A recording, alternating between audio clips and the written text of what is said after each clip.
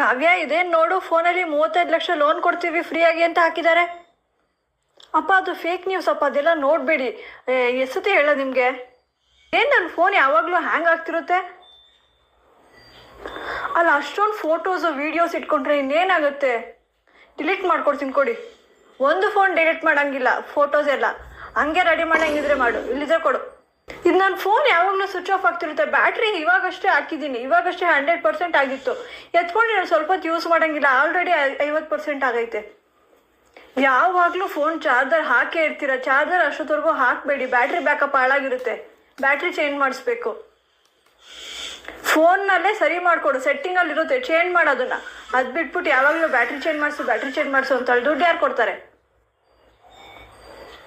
ಸುಮ್ಮನೆ ಓದಿಸೋದಷ್ಟೇ ಇವ್ರುಗಳನ್ನ, ಒಂದು ಹೆಲ್ಪ್ ಮಾಡೋಲ್ಲ ಪೇರೆಂಟ್ಸ್ಗಳಿಗೆ. ಫೋನಲ್ಲಿ ಯಾವುದಾದ್ರೂ ಹೊಸದು ರಾಜ್ಕುಮಾರ್ ಫಿಲಮ್ ಹಾಕೊಡು.